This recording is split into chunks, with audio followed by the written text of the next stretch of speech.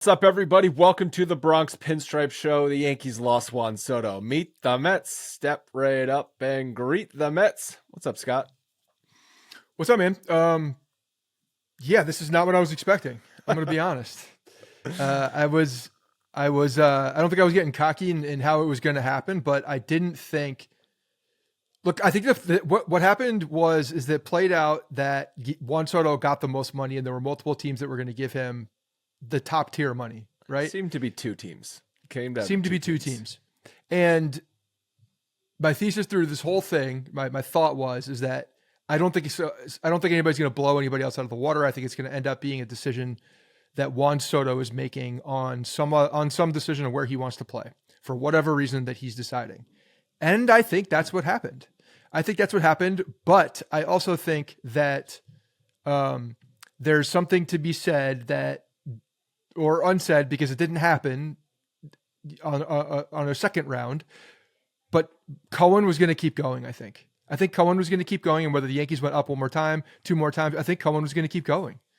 I think he was just so motivated to get Juan Soto, and that's it. I don't think much was going to stop him. And Soto, I probably realized that and said that I'm going to get the most money no matter what here. And, it could be a significant amount with the opt-ins as well. So, yeah, so that's the thing. Okay, so the details, in case you're not aware, honestly, can't imagine anyone listening to this podcast is not aware of the details, but Soto signs with the Mets 15 years, $765 million guaranteed. Those numbers don't seem real to say out loud. It could be worth up to $805 million because there is an opt-out that Soto can exercise after the 2029 season, which would be after year 5. And the Mets can increase his salary from 51 AAV to 55 AAV over the final 10 years of his contract to basically null and void that opt-out from Soto. But if the Mets don't want to do that for whatever reason, I guess in theory Soto could hit free agency again. So that would up the value to $805 million total. This includes the first 5 years of the contract are worth $305 million, which is 61 million AAV, because it's also including a $75 million signing bonus. Which is, that's just real cash right up front. That is just duffel bag straight on cash, duffel homie. bag on duffel bag full of cash. So one of the things, we're going to get into what the Yankees offered, and we're getting more details about that as we go here. It's 3:46 in the afternoon on Monday after the news broke overnight. Always seems to happen at night. They can't just break news at high noon on a Monday. It's got to be 10:30 at night on a Sunday, obviously. yeah, right. So, no, go ahead. What? The signing bonus. So good. Just comparing the two deals again, just to that's what I was. start Yeah, there. that's what I was getting at. Is what the Yankees offer was. So, 15. The Yankees upped their offer to 15 years and $712 million, which is a 47.5 million AAV. Compare that to the 51 million AAV that he got. Okay, so that is lower. It's in the ballpark. This included a $60 million signing bonus. $15 million less on the signing bonus. The Yankees then added a 16th year to get the total value of the deal to 16 years and $760 million. But supposedly the Yankees still wanted to keep the AAV under $50 million. So they went with another year rather than adding dollars. You might ask, why do you want to keep it under $50 million? What's the difference? I don't know. I feel like when we're talking about these numbers in the high 700 to 800 million, it's all monopoly money. This is all just funny money at this point, but fine. Okay. The Yankees had a budget and they were trying to stick to it. Like you just said, we didn't think that there was going to be one team far and away outbidding another team, that it made it like, oh, of course Juan Soto had to pick that team. That team was offering $200 more million. Like, no, that's not what happened here. But to your point, was there going to be a stopping point for Steve Cohen? Probably not. And it sounds like the Yankees and Steinbrenner didn't want to get into that game. They eventually said it needs to stop here.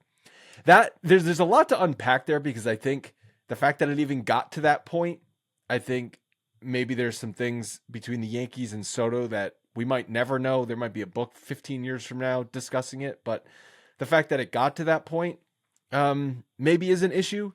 But Soto set out to be the highest paid free agent ever, and He achieved that, but he was going to achieve that whether he signed with the Mets or the Yankees. It was just a matter of how much can I push this? How much more can I get?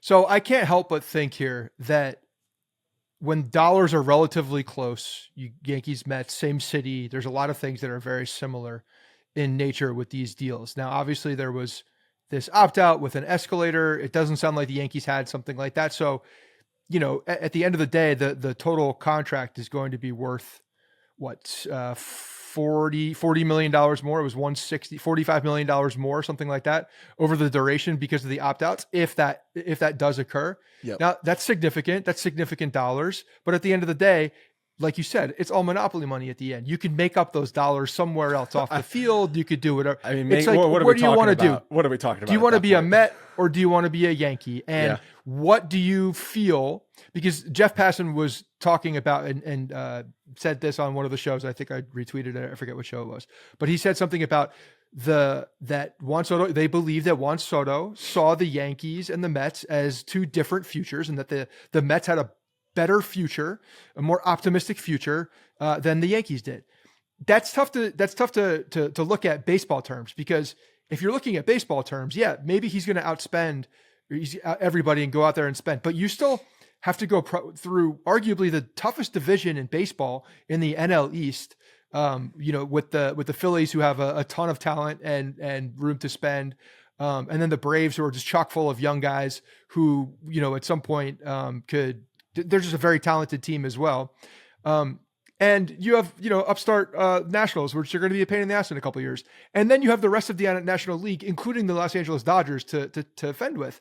Whereas you go to the Yankees side of things, in theory, it's kind of clear sailing to the World Series on a year-to-year basis for the foreseeable future. I mean, if you sign with the New York Yankees as Juan Soto, you are going to be the favorite for a long time in the AL, right? In the near future, definitely in the near future. Yeah, absolutely. Yes. In the near future. So I have a hard time believing that the baseball, like that part of it was a determining factor. That's eyewash.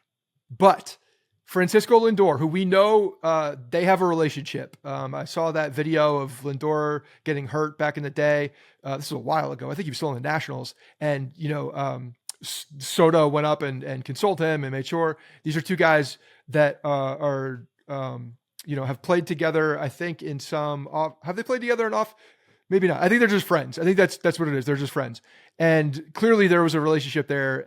And I think that he's choosing the Mets based on the dollars and possibly the personnel over there more than the Yankees. And the fact that Cohen says, I'm going to spend more for you, and Steinbrenner's like, I'm done spending.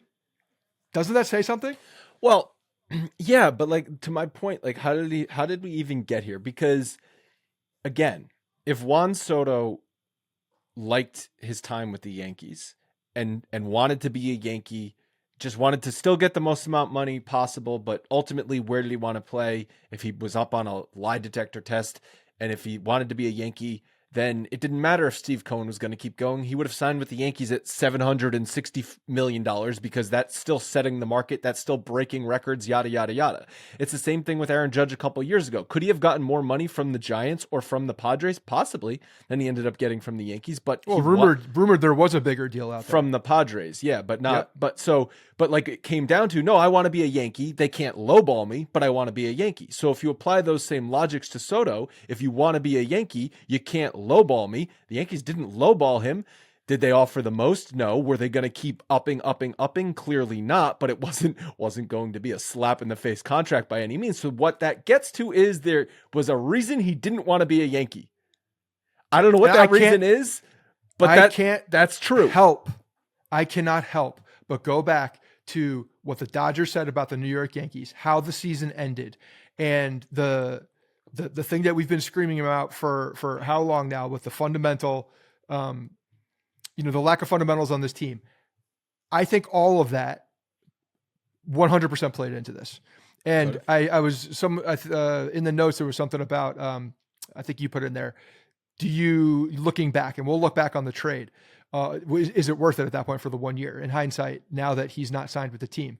Funny enough, I think that possibly the fact that he was with the Yankees for the year and saw the warts and saw the things that he didn't like actually affected them in a negative way when it came to free agency. If that's what we're talking about. If that's true, that is shame on Yankees. That should have been a leg up. That should have given you the upper hand in getting Juan Soto to sign with you for a long-term contract, that you could wine and dine him for a year. You went to the World Series with him. You got to have a great season. He put up numbers. And from a numbers standpoint, where's he going to put up better numbers for the next 15 years? Yankee Stadium. Better than Citi Field. Citi Field is more of a pitcher's park. We saw his home runs, 41 home runs, career high. We've talked about over the course of the season that his coming into his power. He's 26 years old. That's baseball prime power, 26 to 32 years old. It's not out of the question he's going to hit 50, mid-50s home runs at Yankee Stadium in a couple years, possibly, as he continues to develop as a hitter. He's not going to do that at Citi Field. Obviously, he's still going to put up monster numbers because he's Juan Soto. But if you're starting talking about, okay, what's your legacy going to be, Juan? You want to win a World Series, obviously. You want to go down. Do you want to go down as the greatest left-hand hitter of all time? Better chance of doing that at Yankee Stadium than you do Citi Field. Yeah, and I mean, hitting right next to Aaron Judge certainly won't hurt matters. And I know Lindor had a phenomenal season this past year. Lindor is 2 years younger than Judge. Seems like he's been playing way longer because he actually has. Because Judge, I don't think that's a compare. I don't think you can compare the two necessarily as far as impact on Soto. Like, of course, that's a great duo. There's got to be some type of impact. I mean, because now you're understanding who is around you, who is going to be 1-2 though. You. In theory, Lindor 1, Soto 2 instead of Soto 2, Judge 3. They're losing Pete Alonso, assumedly. So Alonso was going to be hitting in the middle of that batting order, providing some protection. That's coming out of the lineup. And listen, we're getting into semantics here. At the end of the day, he wanted to be with the Mets more than the Yankees. Like, and I don't know if we're ever going to find out the real reason as to why that is. Like, you see these reports about how, there was an incident over the summer where someone from Juan Soto's family was not allowed into an area or rudely kicked out of an area by Yankee security, and that rubbed Soto the wrong way. Could that have happened? Absolutely. There's been reports about how, what is this Martino thing? The relatively slight financial disparity begs the question, why did he choose the Mets when he liked being a Yankee? Soto is very close with his family, and the Mets are developing a rep as a very welcoming player, very welcoming to players' families. This is Alex Cohen's purview. I heard it was a factor. Okay, so what are we talking about here? Welcoming to his family, like the Yankees are spitting in the face of Juan Soto's family? Like that is something that gets put out in the media, and like people make a big deal out of it, and it's like, oh, the Yankees aren't family friendly, blah blah blah. That's why Soto chose the Mets. No, there's gonna be a deeper reason that we're just not hearing as to why he didn't like the Yankees and didn't ultimately want to spend the next 15 years of his life in the Bronx versus in Queens. Because you're right, same city. It's not like he's moving to the West Coast. It's not like he's moving to a southern city with the warm weather. It's not like he's getting a reunion with the Washington Nationals. No, same city. Same city. There's a video going around Twitter of a Yankees fan going out to Queens, looking at Citi Field and just like shitting on the area around it. It's like, look at this dump. It's pretty funny. The Bronx is beautiful.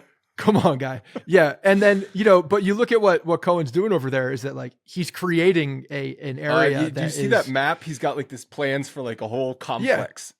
Oh, he's doing a whole thing. And so, Juan Soto is going to be the guy. Juan Soto is going to be the guy for that, the resurgence.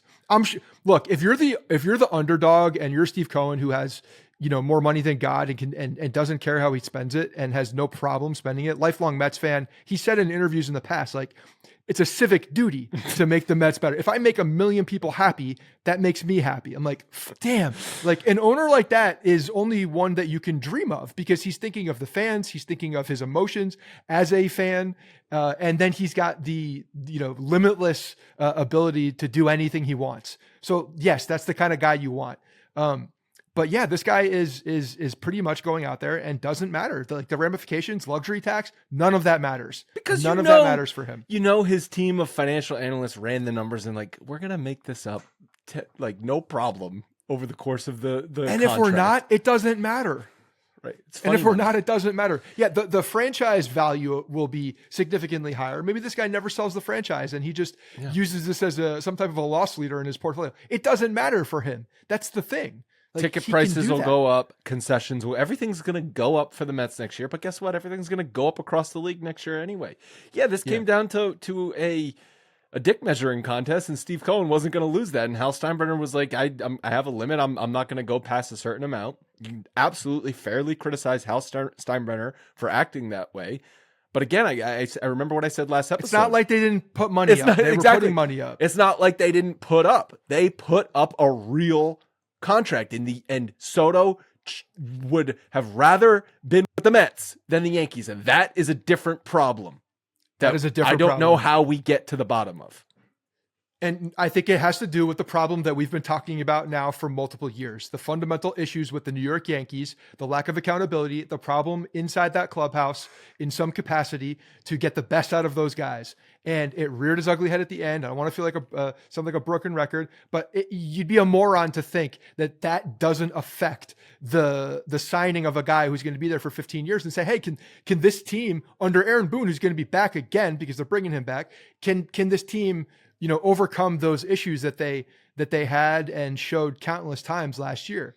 Can that be a thing? Is Aaron Judge going to, stay healthy, and the longevity of him? Is he going to be good into his mid-30s? That had to have been some type of a consideration. Again, I said Lindor's a couple of years younger. He's a more athletic guy. That has to do it. It could all come down to it. And then they gave him the most money on top of it.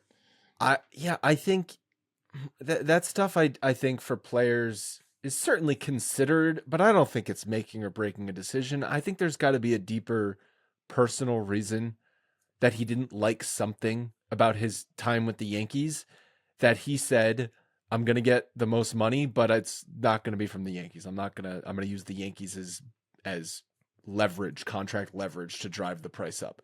And do we think that I'm not so sure that that's the case? You hear anybody and everybody who's talking about this, it says the Yankees were the by far, and like it's like a horse race. It's ridiculous in the way that they report it. But the fact that they had the momentum and it was a clear favorite going into the weekend, that the Yankees were the team. But actions speak louder than words. And like I said, he was with the Yankees first season. He put up numbers.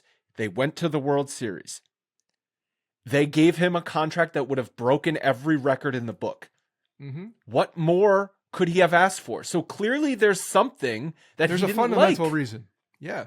No, I agree. So I agree. don't think, and maybe Hal Steinbrenner recognized this, and this is going to sound like I'm defending them having a budget and stopping, but maybe he recognized, because remember what he said, what was that quote that you referenced last episode? Talking about how they had an honest conversation or something like that. Remember?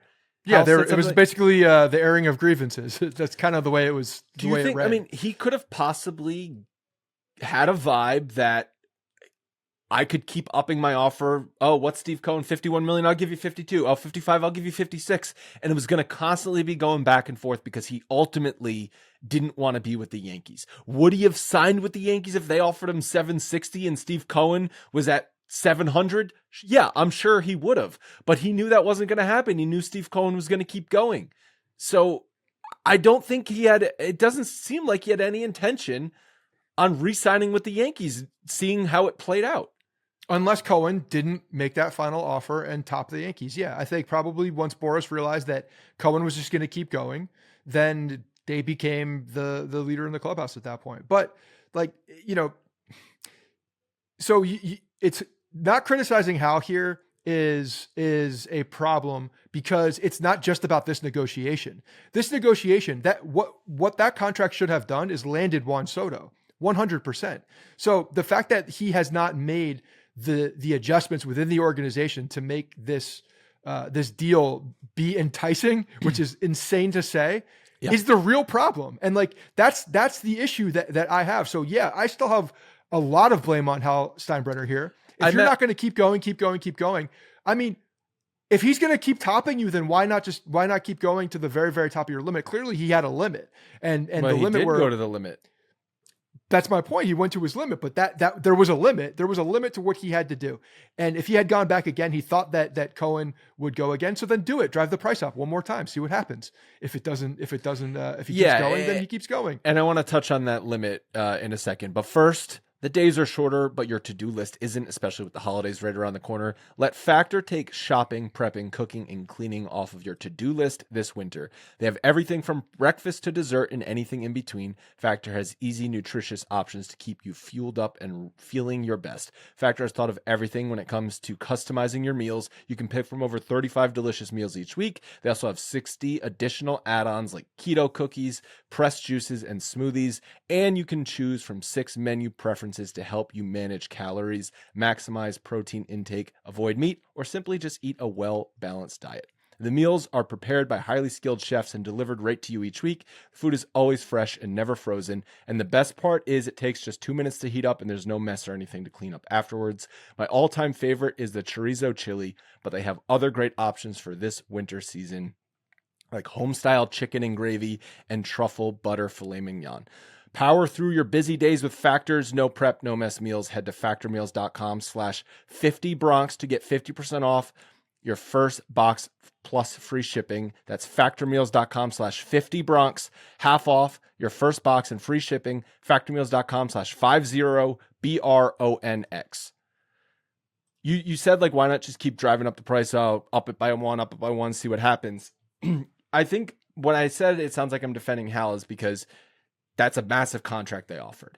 But at the same time, you can say, why are you stopping at $47.5 million AAV, $760 some odd million? Like, how? Show me the math. Show me the spreadsheet that says you can financially afford that, but you can't afford a little bit more. Because at that point, it's fake dollars. It's popcorn money at that point. What are we talking about at this point? Yeah, that's it. But I mean, it may very well, and I kind of believe that it would have been the same result whether he kept going. I agree. And ticking up anyway.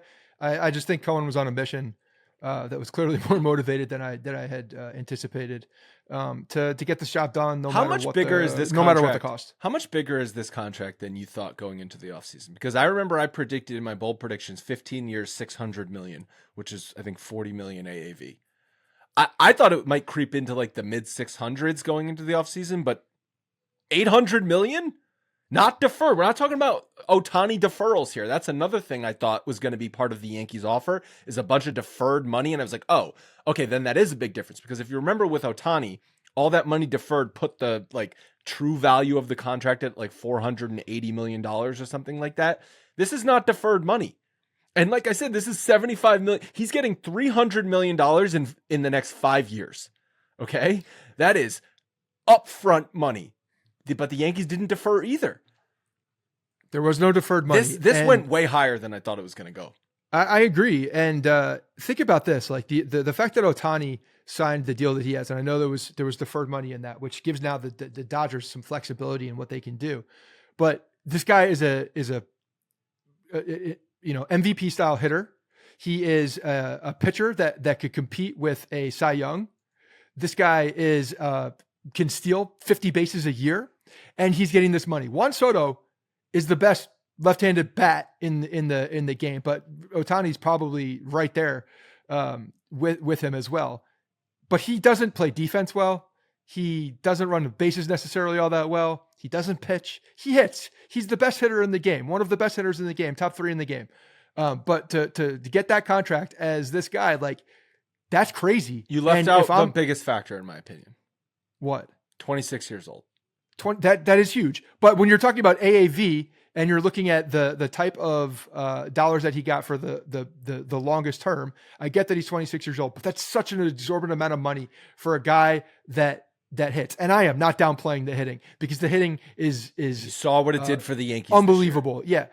And it's just when you look at the value of what Ohtani got compared to what you're going to get as the Los Angeles Dodgers, compared to the value from a WAR perspective, even it's just kind of crazy. And I think I don't know if this is just an outlier and the market's going to come back to. I think it's an outlier. It's a tough one though. I compare it to A-Rod in when he signed with the Rangers. Yes, that ultimately started driving prices up in free agency, but you didn't see another 10-year, $250 million contract get just shelled out right after A-Rod signed. He was the unicorn. And it took until he signed.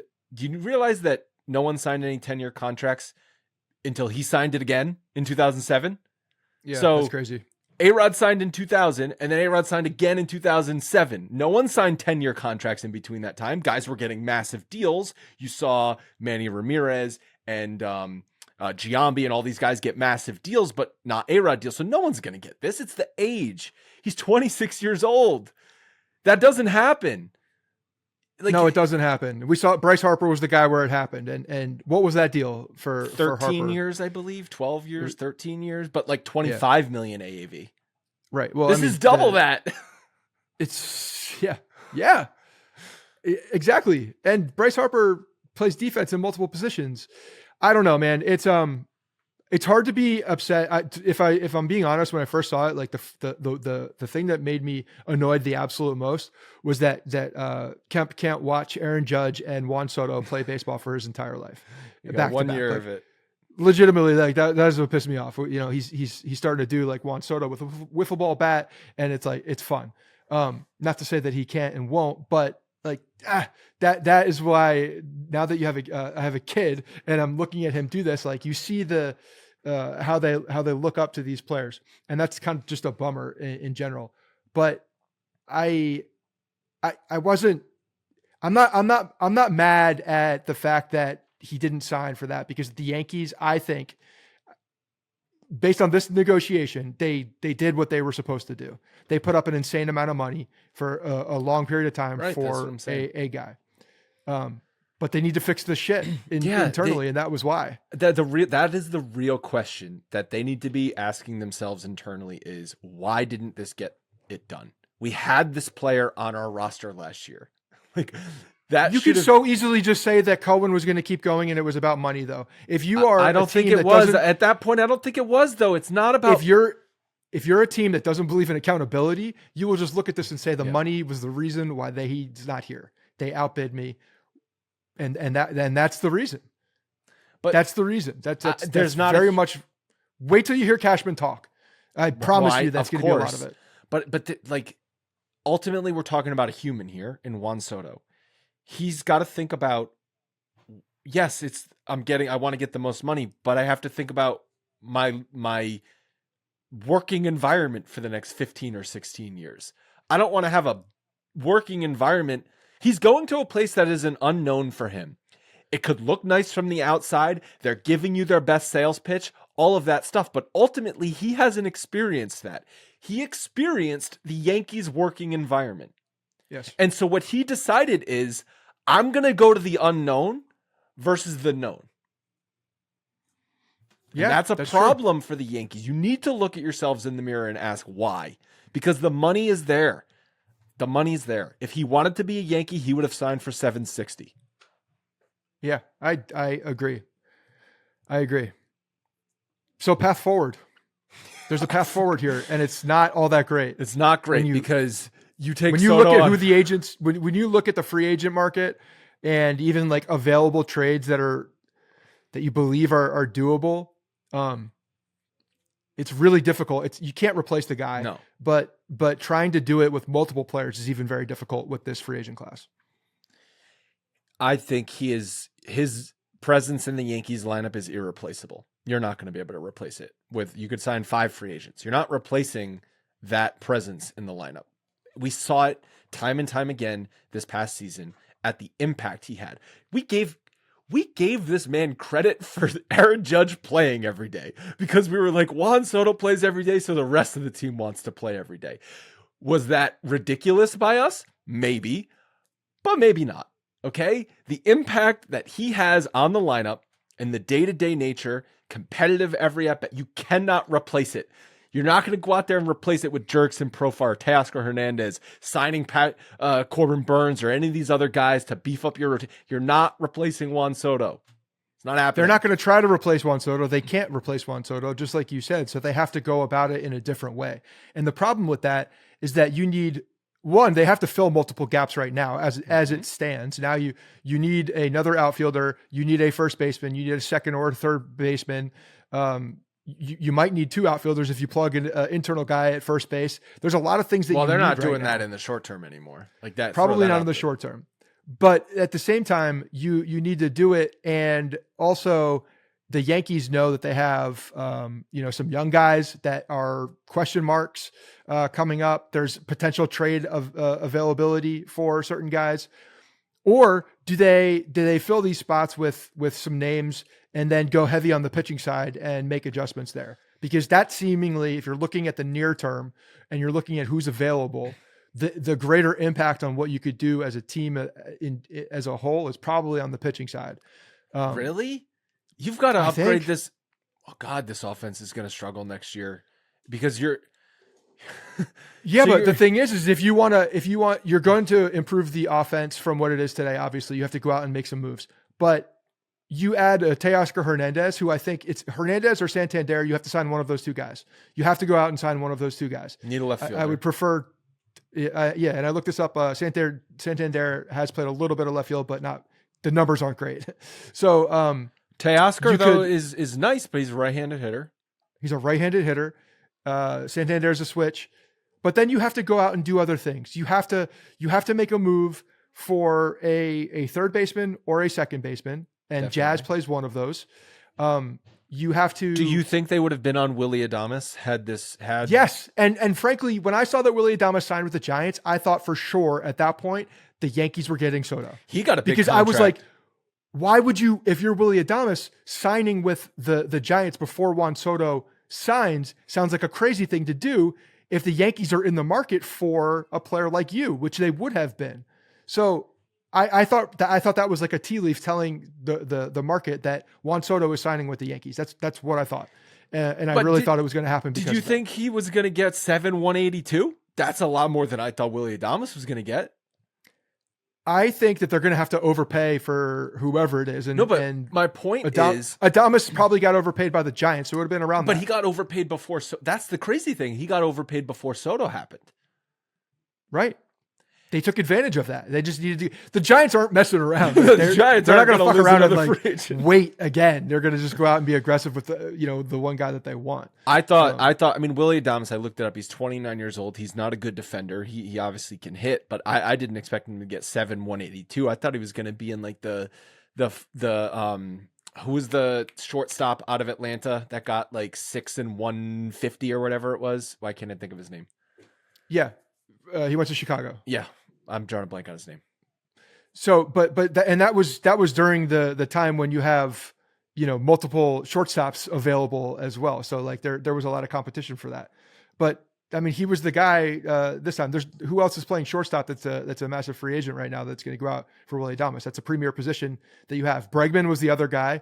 Dansby Swanson. Thank you. Adames talked about he could have switched positions as well. He could have played second, probably could have played third. And Bregman is saying that he can play second as well. So that was the competition. God. Imagine you're looking at the best turn. hitter. Hold on. Imagine the vibes turn pivoting if you're a Yankees fan, being like, oh, we're going to re-sign Soto. I got to root for Alex Bregman. I know. When you look at the market and you look at who's available and you're trying to put together a team that makes sense, you kind of have Bregman has to be considered in that spot. And I hate it. Everyone's a right-handed hitter, though. Like everyone's right-handed hitter. Bregman, Santander, right-handed hitter. Pete Alonso, right-handed hitter. Christian Walker, I believe, is switch hitter. Santana is switch hitter. But these guys are not great impact bats. So you start looking around in the trade market and you start seeing if there's availability for any of these, these guys that have. I'm looking at big contracts that teams have soured on, or the team has taken a different turn from when they signed them. I don't know at some point if the Rangers are selling, if they're going to start to try to get younger. They got the World Series last year. They got the World Series. Trade, but last year they were out of it at the trade deadline and they didn't sell. Yeah. I don't know. If someone comes in, is Corey Seager available? Oh, you're going to go after Corey for a trade? I'm just saying, like, you're looking around for You got impact 700. bats. Yeah. So now we know, Hal. You've got $760 million. Yeah, go spend it. Go spend it. But And don't spend it on with Jacoby a Ellsbury. 33-year-old. No. Because this happened when Cano signed in Seattle. They went out and they signed Jacoby Ellsbury and Carlos Beltran and Brian McCann. Okay? Those are instant gut reactions to, and I know someone's going to call me out. Those guys aren't even on the market, though. Ellsbury signed before Cano happened. Yes, technically, yes, but they knew Cano was leaving because they only offered him 175, and his agent Jay-Z told him to go fuck themselves. So then they signed Jay-Z. then they signed Ellsbury. But I mean, Ellsbury was a premier free agent at that point. There's no Ellsbury on the market here. There's no. My point is there's a Beltran, but there's my, nobody to go out and just spend the dollars on. But my point is, you wanted the filet mignon, to use the Factor meal tie-in, and then you're like, well, let's just go overpay for rump roast. Well, I think they're going to have to now. I think that's the position they're in. They need too many players. They need a lot of players. Yeah, there's a lot of position players they need to fill. And even if they had signed Juan Soto, they still would have had a lot of position players to fill. But you could at least say, we've got the duo back, and we can build around that. You can fill in with role players and some more lower value players at those other positions, because you had Soto and Judge to carry you through the regular season. You don't have that. And the whole, I mean, you almost have to throw out the balanced lineup option away right now, because the left-handed bats just aren't available on the free agent market unless you're going to go out and identify a trade if there's an available player. But it's not a glaringly obvious situation here that there's someone available that will come in and effectively help this team. Jerickson Profar is he switch hitter? Yeah, he's a switch hitter. Jerickson Profar had a nice season last year as a rebound year. Is he going to do it again? Who the hell knows? You literally just talked about how they're going to have to overpay for someone that. Yeah, but he's not the guy I'm overpaying for. If I'm overpaying for someone, I'm overpaying for Teoscar Hernandez.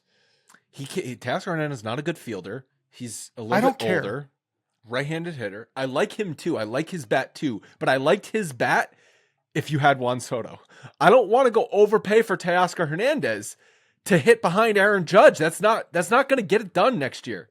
They're going to have to. And again, this is my case for the other side of this, is that if they don't do this, if they don't want to overpay for position players that aren't going to make them that much better in the lineup, then you got to go out and bolster the hell out of your bullpen. I'm sorry, your starting rotation and add pitchers, because that's available right now. Corbin Burns available. Yeah, like go get him. So you'd have Cole, Corbin, Burns as your 1-2 punch, and then Rodon 3, Schmidt 4. I guess they might trade Nestor. Nestor might have some making a trade for Garrett Crochet and finding a bat somewhere in the White Sox 40 man. Maybe that's a thing. But the Cashman right now has to be aggressive. He's got too many holes, because otherwise you're looking at relying on young guys and another year of Aaron Judge getting older. That's what you're looking at. And you're going to, not only are you going to have to overpay because you need the players, you're going to overpay because teams and other free agents know now you've got no other options. You're in a shitty situation. They are not in a good situation right now as far as leverage. So they're going to have to go out there and even on the trade market, like, they're not in a great situation for leverage. And frankly, like, their highest assets, probably diminished in value from what they were a year and a half ago. They're prospects you're talking about. Yeah. So the being able to go out there and put together a strong package to compete with, say, the Red Sox, to go out and get a guy like Garrett Crochet, probably not going to be all that competitive, because the Red Sox are deeper in their minor league organization. And the Red Sox are definitely adding pitching this year. They need to add pitching. And I don't think they were ever seriously in on Juan Soto. They were never going to spend $760 million on Juan Soto. So I think what it came down to is just those two teams. I think the numbers got too big. Yeah. And even the Dodgers, I don't think we're going to do that, because I think the Dodgers are like, we've got enough on our books. I also just have a feeling he didn't want to go to the West Coast. So I don't think the Dodgers were in play for another reason as well. Is Roki Sasaki going to go to the Dodgers? Because he's a guy that was posted, but he's going to get the Ohtani contract from a few years ago, very affordable. Yeah. So Yeah. in theory, every team is going to offer him that, and then he's picking where he wants to go. 100%. He's picking where he wants to go. So it's most likely going to be the Dodgers. Maybe he wants to go to the Mets now the because they have Juan Soto. Maybe.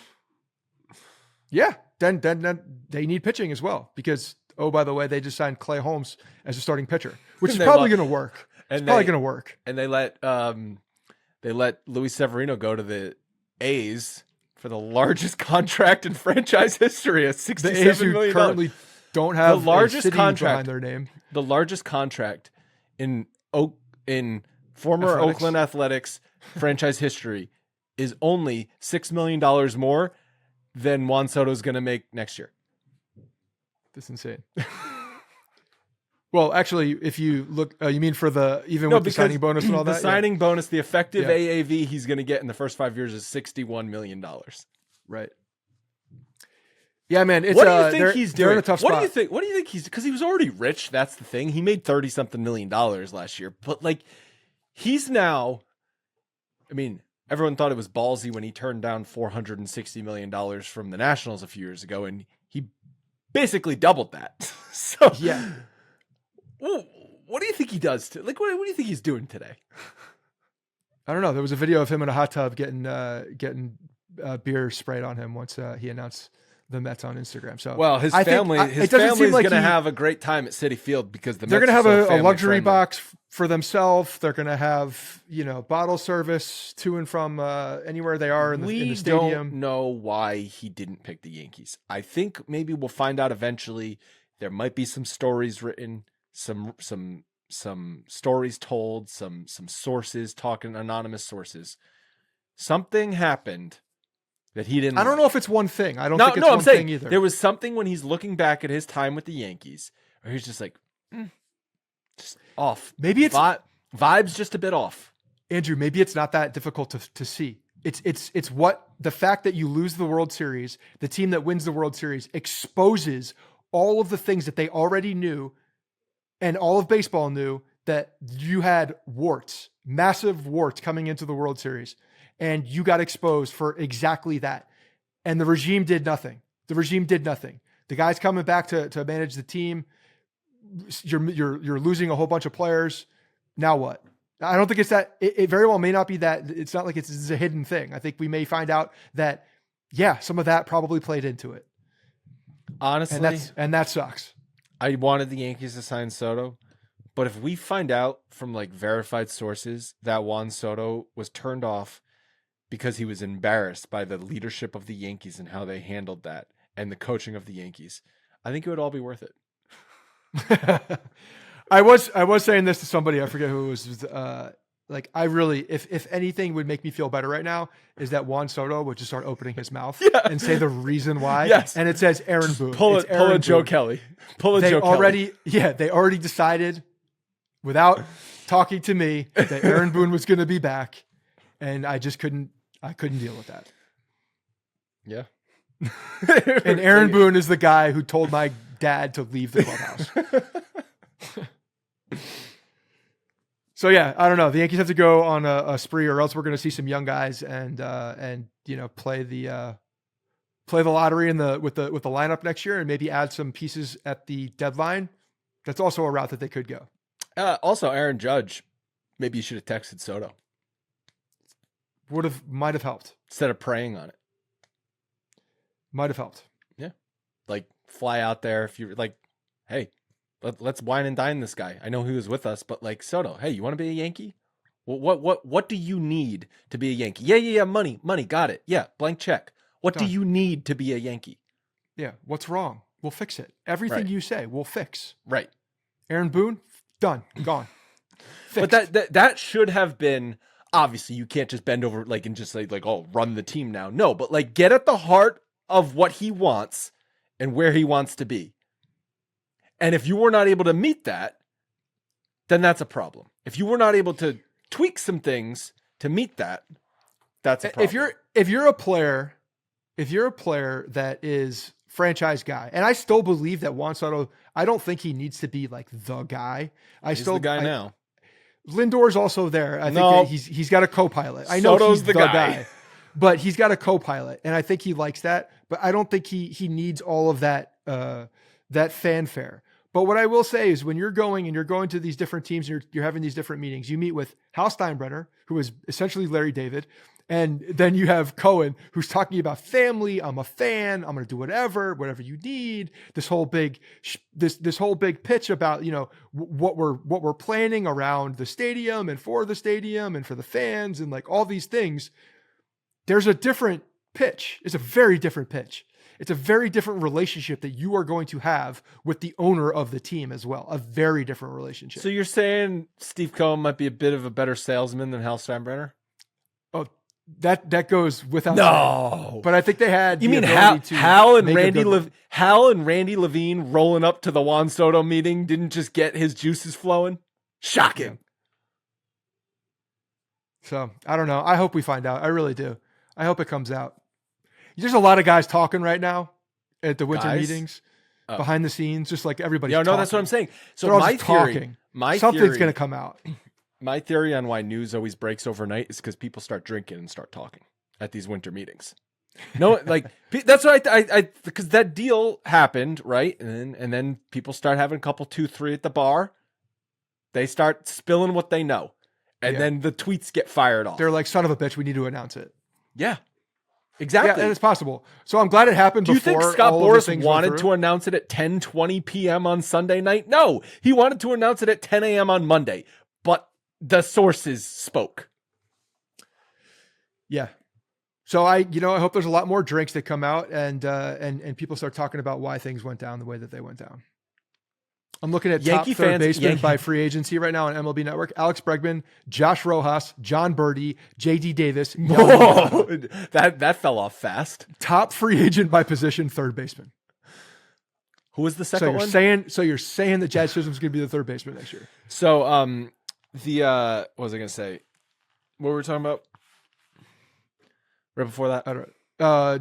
Drinking and the conversations that's going to happen at the winter meetings between all the people that are talking. Yeah, something else I just can't think of it. I'd take John Birdie back. Injury guy. Not saying I want him to be the starting third baseman. I'd take him back on the team, though. Injury guy. Well, you know what? Beggars can't be choosers. Okay. Cashman's got a lot of work to do. That's for damn sure. Yeah, and unfortunately, it's Cashman trying to put this puzzle together right now. Yankees fans, like in the few that I've talked to, and then I have seen on social media, Yankees fans just can't comprehend why someone would not want to be a Yankee, because the cliche throughout our lifetime has always been people want to be a Yankee. They want to wear the pinstripes. They're always going to pick the Yankees over another team when all else is equal. And that's clearly not the case. And not only did he pick another team, he picked the Mets. He picked little brother. And Yankees fans just cannot comprehend it. And I just think it's so telling to the vibes of this organization, call it for the past 7 years under Aaron Boone, to why that's the case. And obviously you can't just blame Aaron Boone, but it's just like, it's a whole thing. It's a whole vibes around this team. And yeah, the lasting memory from the 2024 season for Juan Soto is freaking Joe Kelly blabbing his fat mouth about how dumb the Yankees are fundamentally. And not being wrong. Right. All right. Well, we're going to wrap it up there.